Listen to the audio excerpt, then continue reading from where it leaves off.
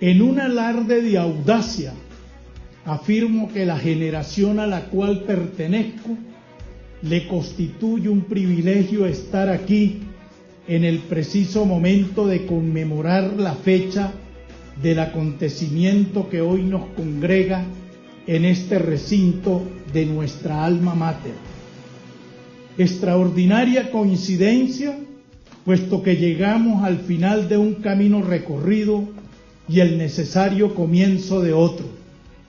Atrás queda una rica y vasta experiencia y nos abrimos ahora a un nuevo y esplendoroso futuro, el cual también nos encontrará contribuyendo a construirlo, entendiendo que es el mayor desafío de nuestro tiempo. Es una distinción que la vida nos ha dado, la de ser universitarios como pasión y vocación, y pertenecer a nuestra bicentenaria Universidad de los Andes, que ha sido un hogar para nosotros. Sin ella no nos entendemos. Aquí encontramos el lugar propicio para convertirnos en lo que aspirábamos a ser una vez que ingresamos a estas aulas en nuestra juventud. Haber sido acogidos en esta universidad que tiene una ciudad por dentro y dedicar la vida al magisterio universitario, déjenme decirlos con modestia, es una preferencia que no todos los mortales tienen.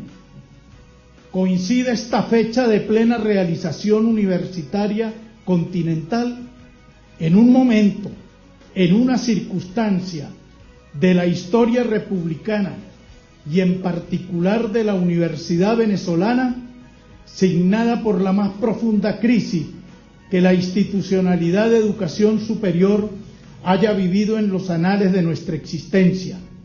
Marcha en los bordes del colapso, que es decir, cercanos al abismo de la tragedia. Un país sin sus universidades simplemente no lo es. No se puede ni hay forma de minimizar y ocultar la realidad y los efectos que estamos padeciendo como consecuencia de una deliberada y consciente acción destructiva por parte del gobierno que detenta el poder actualmente en Venezuela. El objetivo no es otro sino destruir los cimientos de la nación, los pilares sobre los cuales se ha construido la nación venezolana. La universidad es uno de esos pilares, por ser el centro del desarrollo científico, tecnológico, humanístico, cultural. Es una institución esencial donde se gestan en gran parte las posibilidades de realización del progreso y la prosperidad nacional.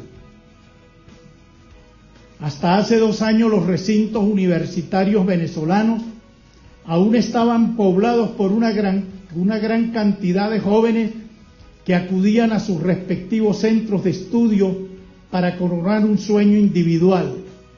Era una constante la creciente matrícula universitaria, porque ya se había inoculado en la familia venezolana que sus hijos debían estudiar y prepararse para el desempeño de la vida.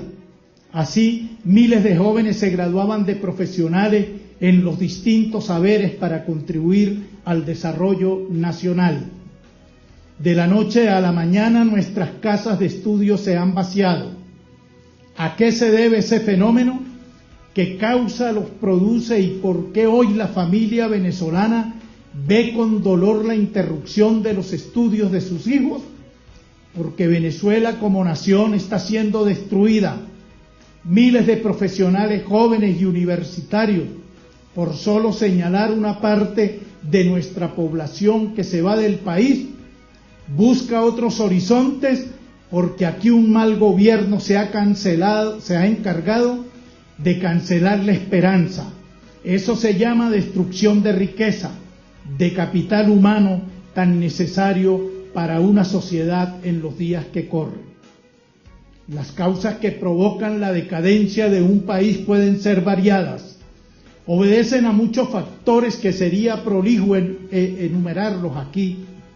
El caso venezolano es único y por tal sorprendente a los ojos del mundo y de los nuestros. Un gobierno que en 19 años recibe como ingreso una descomunal fortuna que podría ser envidia de otras naciones, dilapida, malgasta, roba sistemáticamente lo que pertenece a este pueblo que ahora vive su hora más oscura de miseria y desesperanza.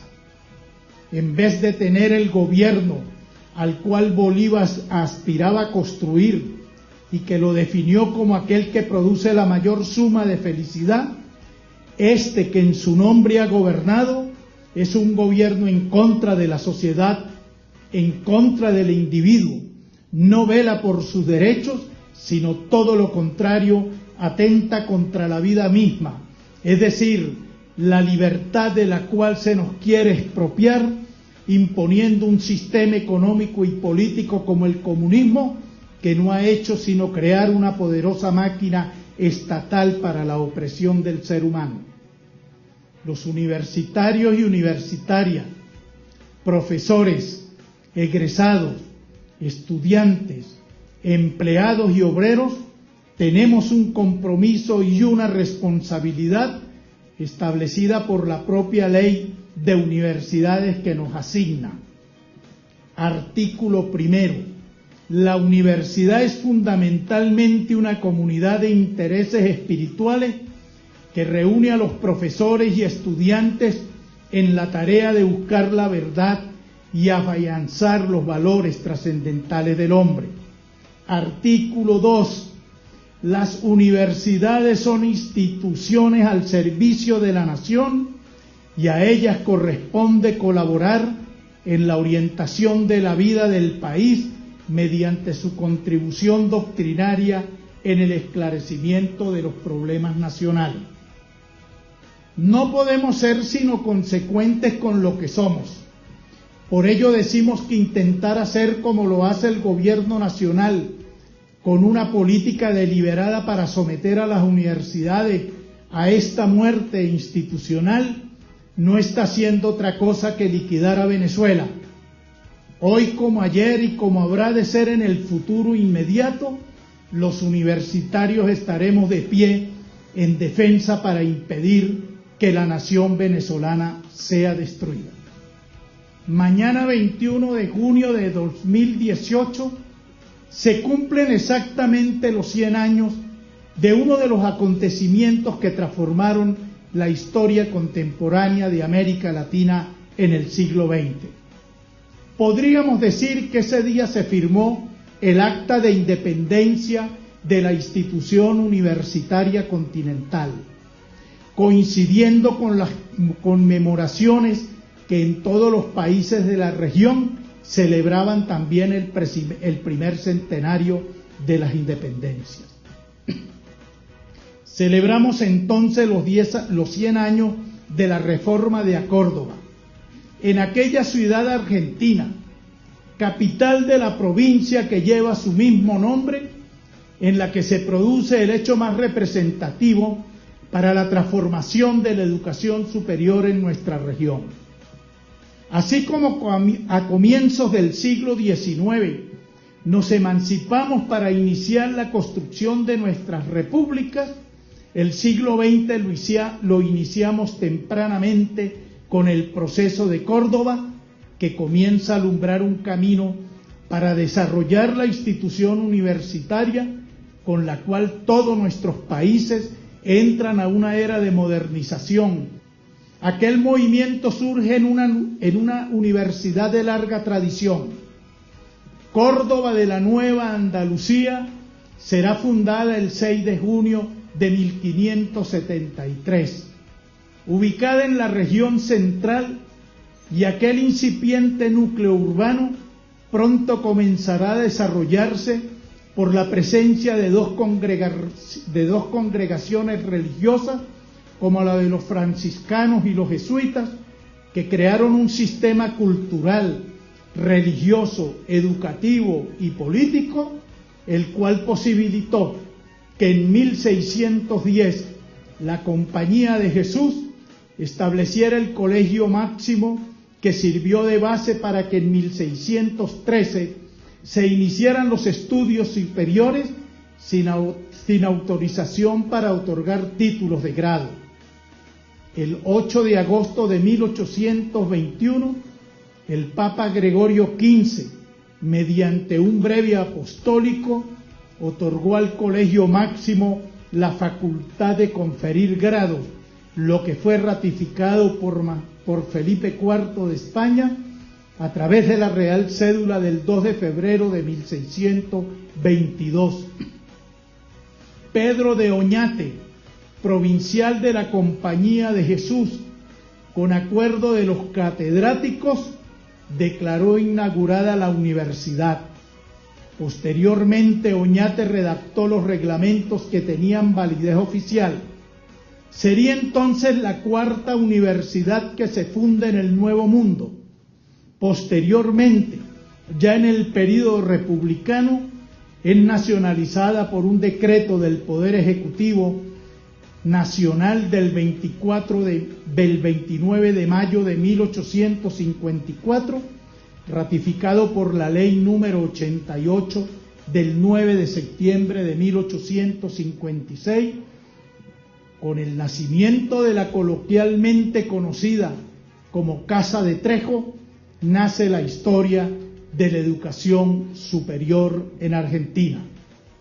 305 años después de fundada, de su seno surge el movimiento reformista que tendrá sus estudiantes como los protagonistas de aquel proceso que hoy recordamos. El 15 de junio de 1918, los estudiantes de la Universidad Nacional de Córdoba inician una protesta para cuestionar tanto el mecanismo electoral como el resultado, puesto que no convalidan la elección de un rector al cual señalaban como representante de los sectores conservadores y católicos. Este novedoso movimiento estudiantil, esencialmente reformista, proviene de los sectores medios en desarrollo de aquella ciudad, está penetrado de un ideal social identificado con las propuestas de construir sociedades más justas y además conformando el germen de un nuevo actor que inscribe en su ideario la demanda política de un orden democrático. Un conflicto interno en la Universidad Nacional de Córdoba dará paso a un conjunto de exigencias, reclamos y propuestas a partir de la cual los estudiantes serán vanguardia en la creación de un nuevo orden institucional, resultado de un proceso pacífico, más asambleísta que tumultuario y de barricada, más referido al ámbito del pensamiento que de una simple acción contestataria.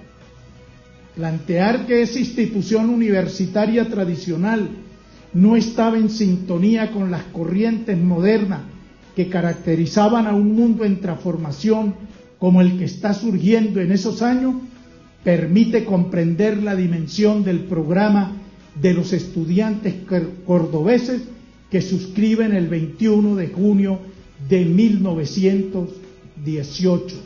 Repito, mañana hace un siglo. Estas bases filosóficas y políticas para lo que consideraban deben ser los principios que orienta una nueva universidad, se conoce como el Manifiesto de Córdoba. Lleva por título original La Juventud Argentina de Córdoba a los hombres libres de Sudamérica, manifiesto del 21 de junio de 1918. Este documento se inicia con una declaración que anuncia su propósito. Cito, comillas: hombres de una república libre, acabamos de romper la última cadena que en pleno siglo XX nos ataba a la antigua dominación monárquica y monástica. hemos resuelto llamar a todas las cosas por el nombre que tienen. Córdoba se redime. Desde hoy contamos para el país una vergüenza menos y una libertad más. Los dolores que quedan son las libertades que faltan. Creemos no equivocarnos. Las resonancias del corazón nos lo advierten. Estamos pisando sobre una revolución. Estamos viviendo una hora americana. Cierro comillas. Seguidamente describen la universidad existente y sus vicios. Abro comillas. Las universidades han sido hasta aquí el refugio secular de los mediocres, la renta de los ignorantes, la hospitalización segura de los inválidos y, lo que es peor aún, el lugar en donde todas las formas de tiranizar y de insensibilizar hallaron la cátedra que las dictara. Las universidades han llegado a ser así fiel reflejo de estas sociedades decadentes que se empeñan en ofrecer el triste espectáculo de una inmovilidad senil. Por eso es que la ciencia, frente a estas casas mudas y cerradas, pasa silenciosa o entra mutilada y grotesca al servicio burocrático. Cuando en un rapto fugaz abre sus puertas a los altos espíritus, es para arrepentirse y luego hacerles imposible la vida en su recinto.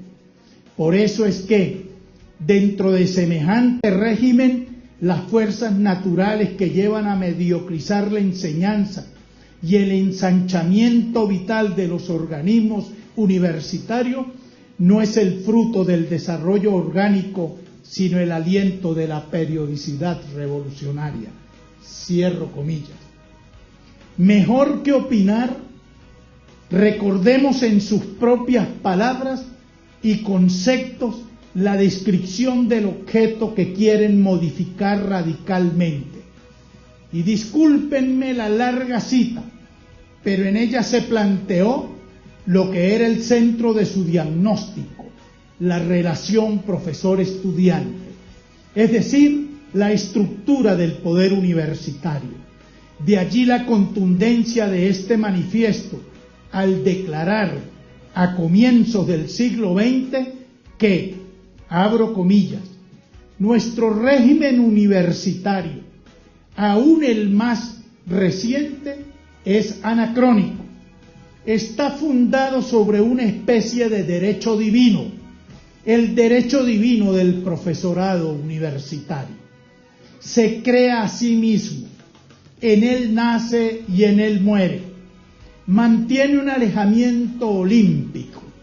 La Federación Universitaria de Córdoba se alza para luchar contra este régimen y entiende que en ello le va la vida. Reclama un gobierno estrictamente democrático y sostiene que el demos universitario, la soberanía, el derecho a darse el gobierno propio, radica principalmente en los estudiantes. El concepto de autoridad que corresponde y acompaña a un director o a un maestro en un hogar de estudiantes universitarios no puede apoyarse en la fuerza de disciplinas extrañas a la sustancia misma de los estudios. La autoridad en un hogar de estudiantes no se ejercita mandando, sino sugiriendo y amando, enseñando. Cierro comillas.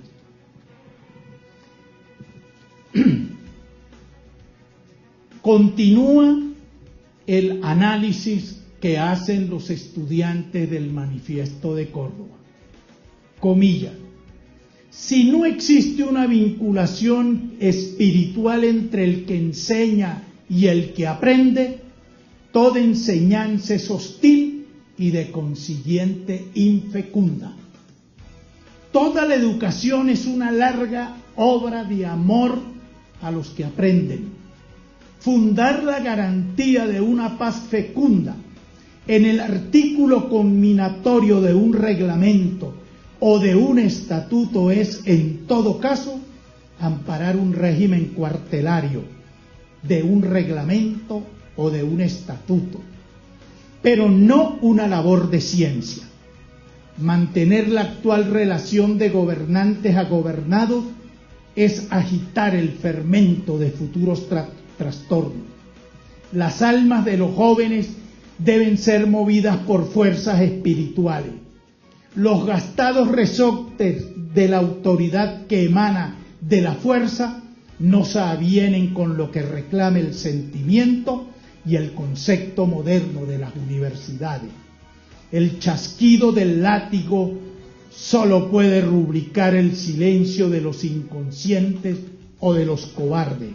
La única actitud silenciosa que cabe en un instituto de ciencia es la del que escucha una verdad o la del que experimenta para crearla o comprobarla. Por eso queremos arrancar de raíz en el organismo universitario el arcaico y bárbaro concepto de autoridad que en estas casas de estudio es un baluarte de absurda tiranía y solo sirve para proteger criminalmente la falsa dignidad y la falsa competencia. Cierro comillas. Aquí radica el núcleo de la propuesta reformista que pasa por el reconocimiento de que el objeto de la enseñanza universitaria es el del estudiante y el de considerar que esa institución debe adecuarse a un cambio en sus mecanismos de conducción, incorporando al soberano universitario a la toma de decisiones en su gobierno.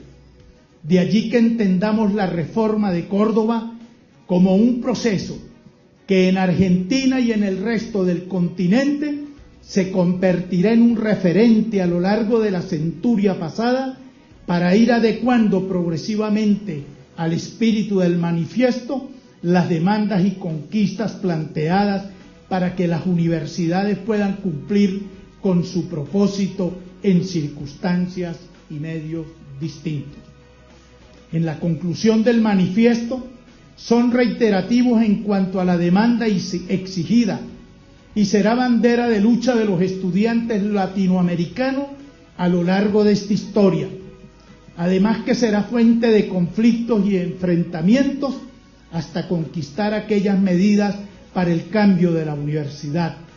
Cierran su argumentación estableciendo el principio eterno de la condición de jóvenes al señalar, comillas, la juventud ya no pide, exige que se le reconozca el derecho a exteriorizar ese pensamiento propio de los cuerpos universitarios por medio de sus representantes. Está cansado de soportar a los tiranos. Si ha sido capaz de realizar una revolución en las conciencias, no puede desconocérsele la capacidad de intervenir en el gobierno de su propia casa. La juventud de Córdoba, por intermedio de su federación, saluda a los compañeros de la América toda y les incita a colaborar en la obra de libertad que inicia. Cierro comillas. Recordemos en esta fecha los nombres de los bachilleres que suscribieron dicho manifiesto. Enrique F. Barros se sostiene que es el redactor. Horacio Valdés, Ismael Bordavere, Gumercindo Sayago, Alfredo Castellanos, Luis M. Méndez, Jorge L. Basante, Seferino Garzón Maceda, Julio Molina, Carlos Suárez Pinto, Emilio Viagoboch, Ángel J. Nigre, Natalio Saibene, Antonio Medina Allende y Ernesto Garzón. Son ellos quienes nos tienen hoy reunidos conmemorando este centenario de Córdoba. La reforma de Córdoba tendrá una ola expansiva por todo el continente. Será su principal logro inicial en los recintos universitarios y en el pensamiento político y educativo. El contenido de ese manifiesto va a influir de manera fundamental. No será posible ignorarlo a pesar de las resistencias que todavía mantendrán sectores conservadores, no solo en el campo de la educación, sino en el plano de las ideas políticas. Vale la pena considerar, y lo planteo como una conclusión para el balance de la reforma de Córdoba, es que el no haber surgido en aquel momento, ni posteriormente una propuesta diferente de modelo universitario al establecido por ella, su influencia fue determinante. Lo que sucedió fue que la universidad tradicional siguió estática, pero no se formuló una propuesta alternativa al manifiesto de Córdoba. De allí la resonancia que esas propuestas tuvieron y se convirtieron en las dominantes hasta hace unas décadas para diseñar la arquitectura del modelo universitario que tenemos. Evolucionó de manera gradual, con velocidades diferentes, en contextos diferentes de la América Latina y, por supuesto, con especificidades y logros disímiles.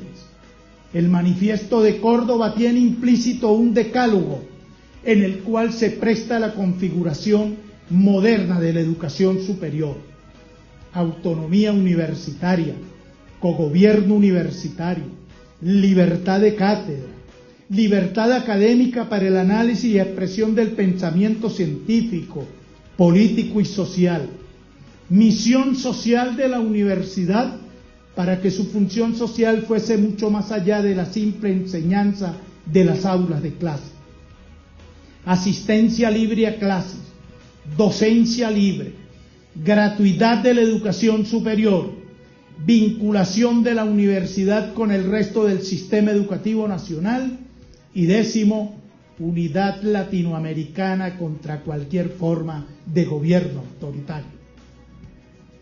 Estos 10 planteamientos se pueden resumir en las 3 grandes áreas que lo ha hecho el doctor Carlos Timmermans, el cual cita nuestro rector, al agruparlo en los 3 grandes campos: autonomía y gobierno universitario, modificaciones radicales en la enseñanza y métodos docentes, y proyección política y social de la universidad. Consideremos ahora la influencia de la reforma de Córdoba en el país. Si algún sistema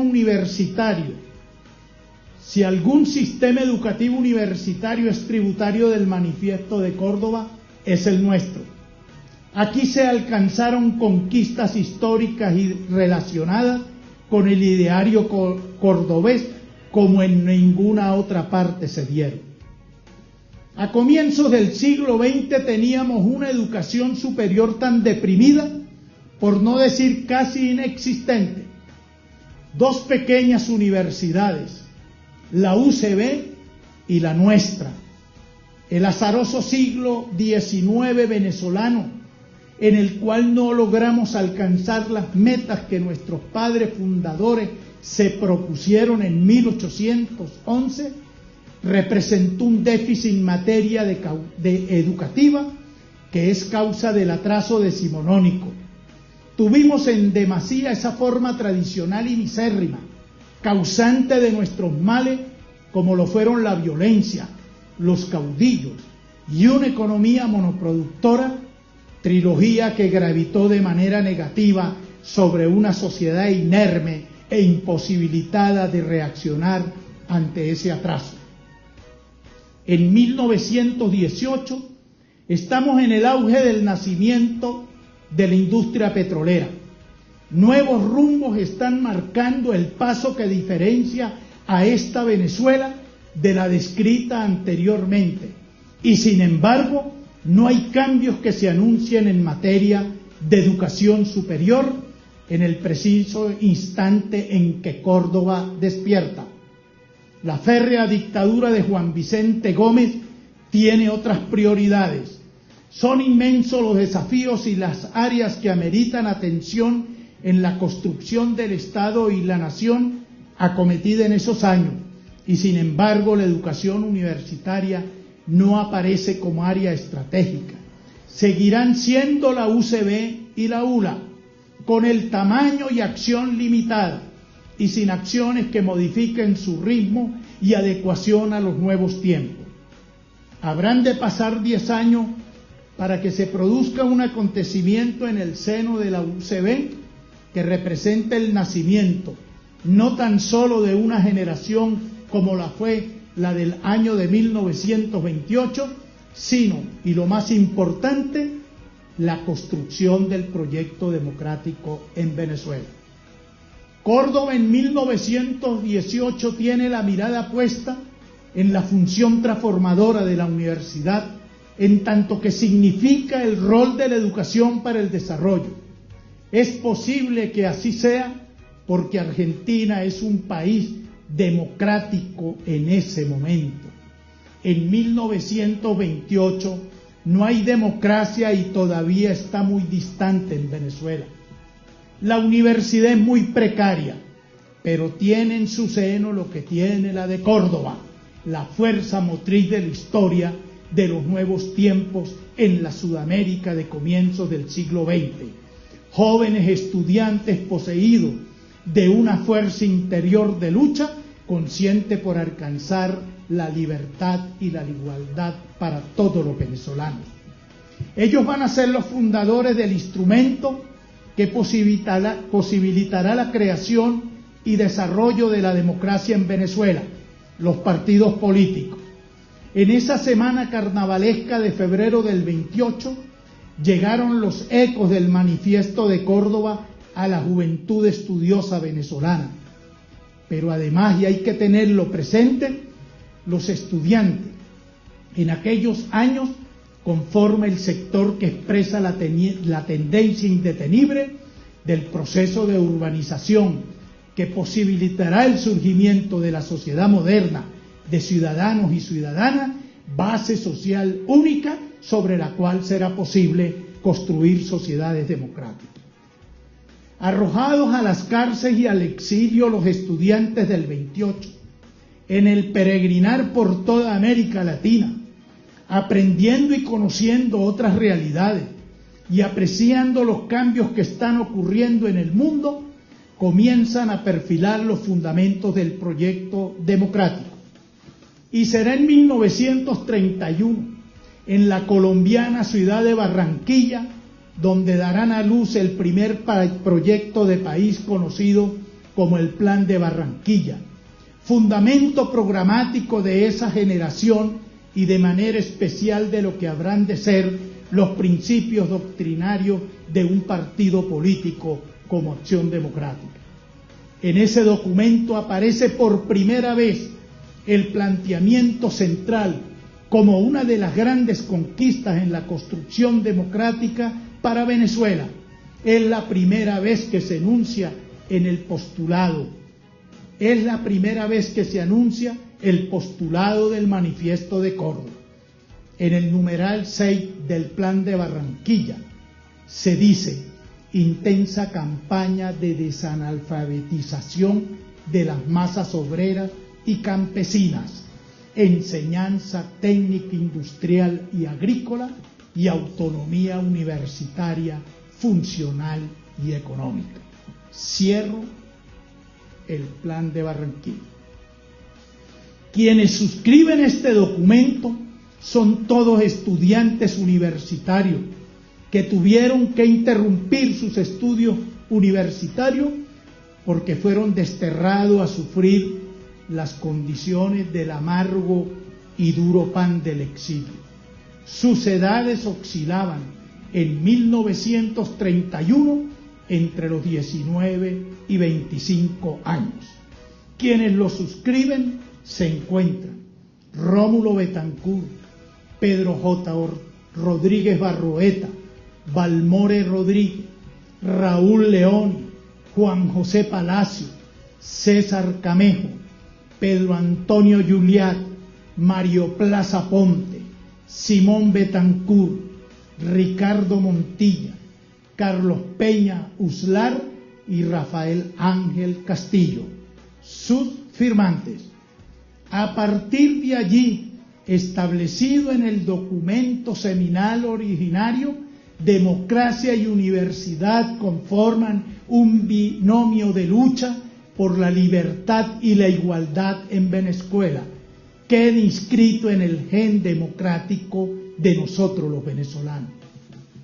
En este 2018 los universitarios también tenemos otra fecha que conmemorar relacionada con la democracia y la universidad y la autonomía universitaria.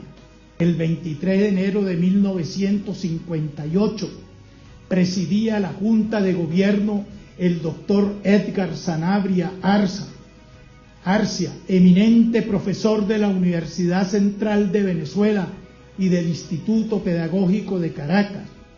Presidiendo esa junta, acuerda el 18 de diciembre de 1958 proclamar la autonomía plena universitaria, estableciendo la relación entre democracia y autonomía, conquista lograda por nuestras luchas a lo largo del siglo XX.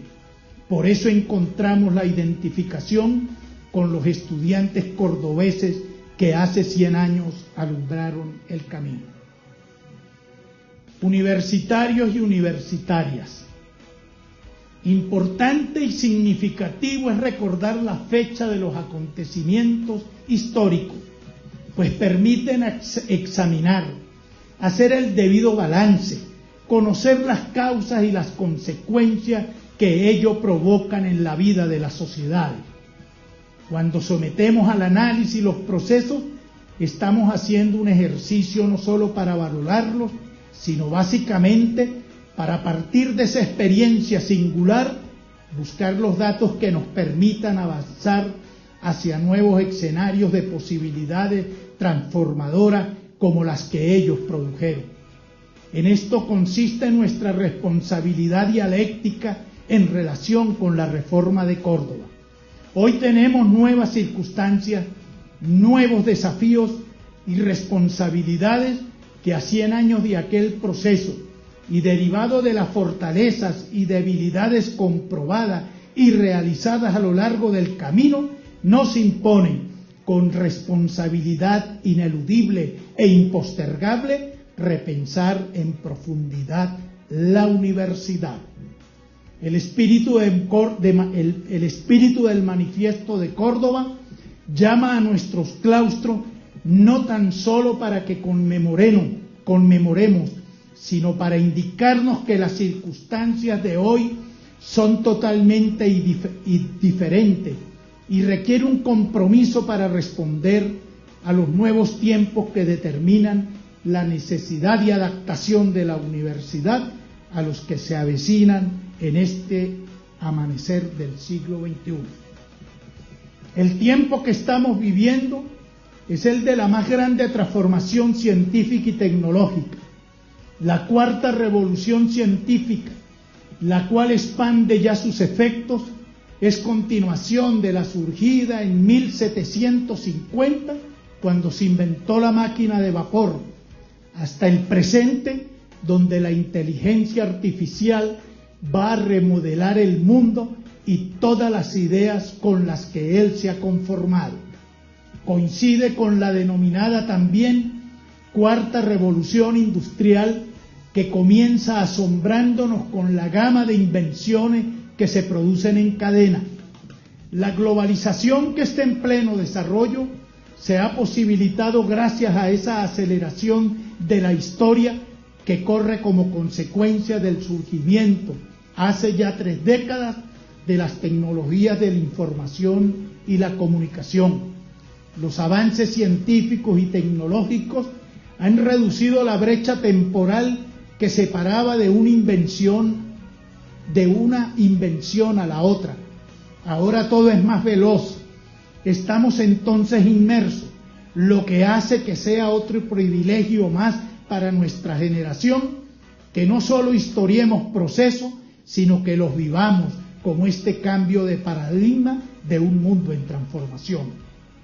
En los próximos años será mayor el impacto de estos cambios en nuestras vidas.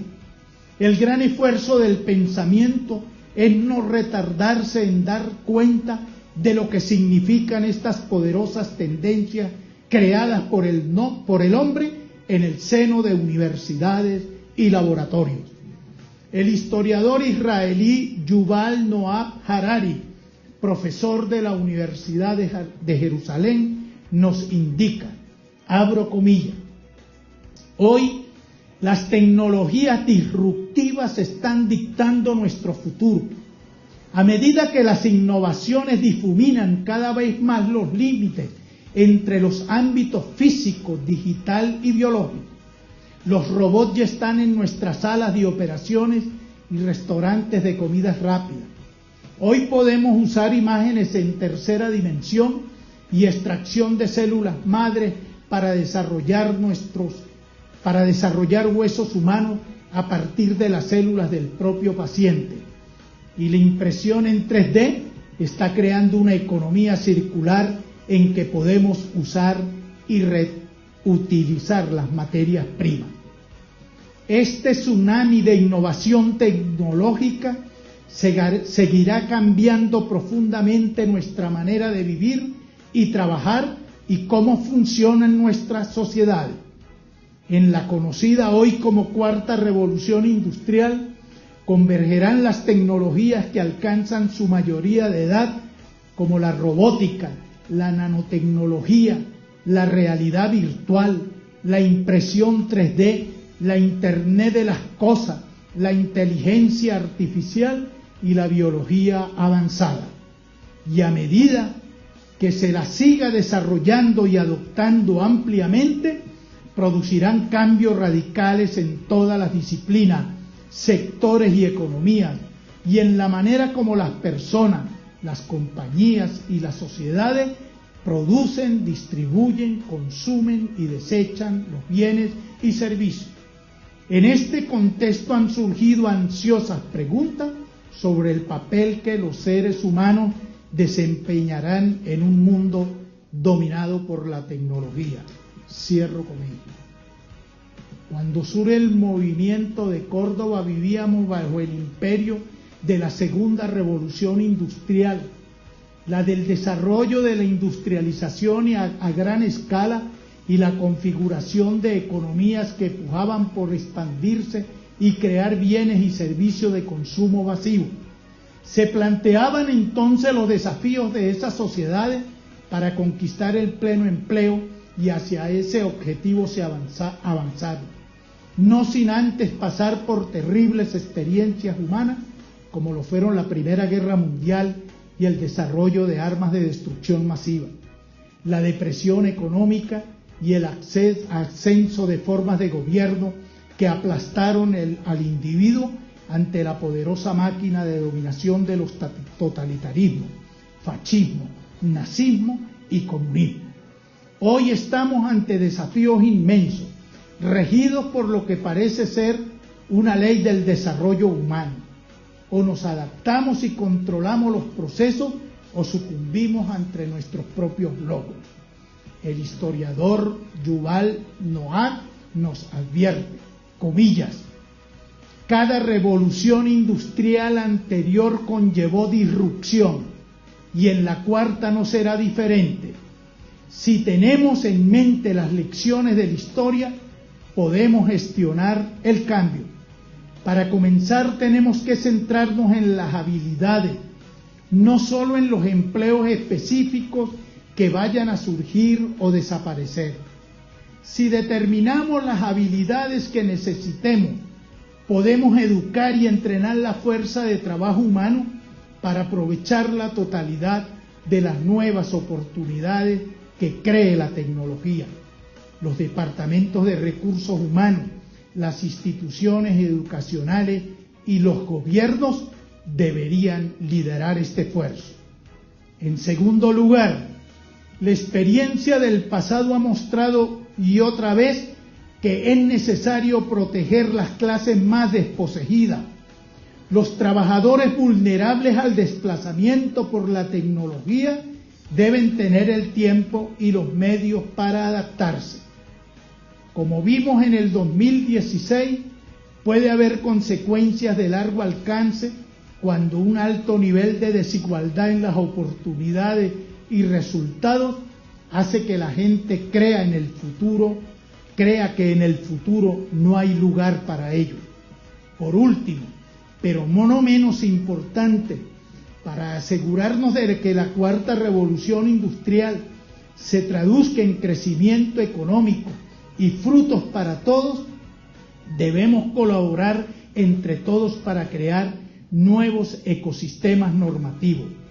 Los gobiernos tendrán un papel crucial en esto, pero los líderes empresariales y comunitarios también habrán de colaborar con ellos para determinar las regulaciones y estándares correspondientes para las nuevas tecnologías e industrias. No me hago ilusiones de que esto vaya a ser fácil. La política, no la tecnología, marcará el ritmo del cambio, e implementar las reformas necesarias será un trabajo lento y difícil, especialmente en las democracias. Requerirá una combinación de políticas de vanguardia, marcos normativos ágiles y sobre todo alianzas eficaces más allá de los límites de las naciones y las organizaciones. Fin de la cita. Seguimos de cumpleaños.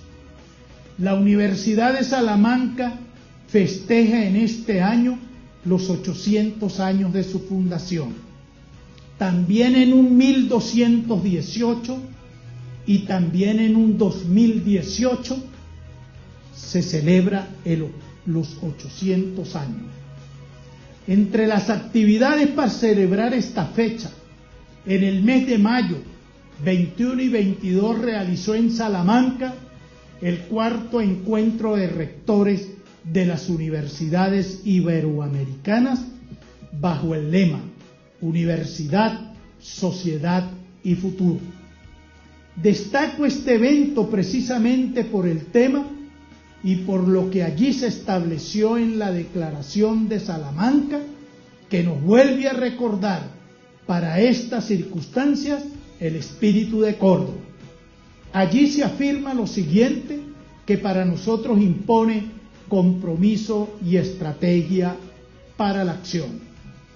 Comillas, el efecto de la revolución tecnológica está ya aquí y muchas industrias están sintiendo su impacto. La educación superior no es la excepción y varias tendencias tecnológicas y sociales tienen el potencial de transformar el modelo educativo y operativo de las universidades. Es una prioridad que los líderes educativos no solo conozcan, sino que lideren esta revolución, anticipando cambio de paradigma en función de las nuevas realidades imperantes.